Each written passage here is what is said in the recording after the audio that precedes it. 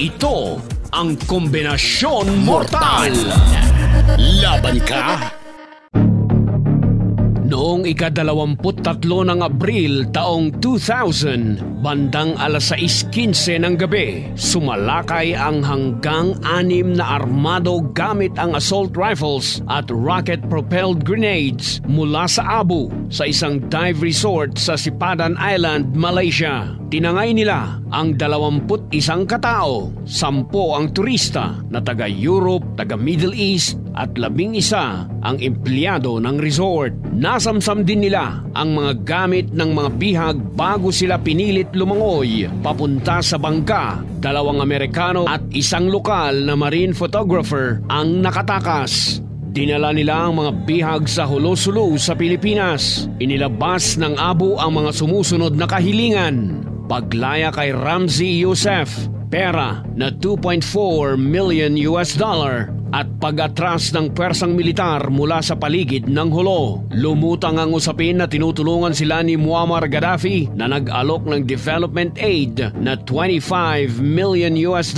bagamat itinanggi ito ng dating embahador na si Rajab Azarok. Sa loob ng mahigit 5 buwan, ang mga bihag ay dinanas ang matinding kahirapan sa 6 na iba't ibang kampo sa kagubatan ng Hulo. Ayon sa tala ng ilang mamamahayag ng Associated Press, nakita nila ang mga bihag na nakaupo sa mga dahon ng saging. Nagpapadala ang mga bihag ng liham sa kanilang mga pamilya at embahada para humingi ng tulong, pagkain, tubig at gamot. Ayon rin kay Risto Vahanen, isa sa mga freed hostages, ilang babae ang inabuso ng leader ng Abu na si Commander Robot o Galib Andang. August 27, 2000, unang pagpapalaya ng ilang French, South African at German hostages. Ika-16 ng Setyembre 2000, inilunsad ng Armed Forces of the Philippines ang isang malakihang operasyong militar na nagresulta sa paglaya ng natitirang bihag maliban kay Roland Ula, isang Filipino dive instructor na nakalaya lamang noong 2003. October 2024, hinatulan ng Regional Trial Court sa Taguig ang 17 miyembro ng Abu, kabilang na sina Hilarion Santos at Ridendo de Llosa, ng habang buhay na pagkakakulong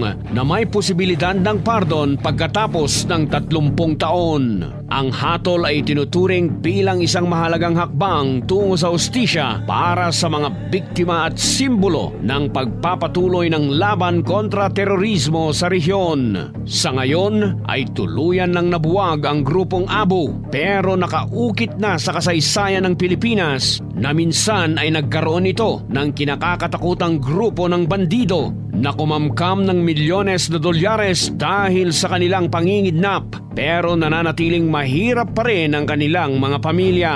Bagay na nagiging palaisipan sa iba kung totoo nga bang napupunta talaga ang pera sa mga bandido o baka naman may mga mas mataas na opisyal na may hawak sa kanila na siyang nangungulekta ng mga ibinabayad na pera. Para maging updated sa ating mga uploaded videos, ay siguraduhin nakasubscribe ka na sa ating channel at na-click ang bell icon. Maraming salamat sa inyong lahat!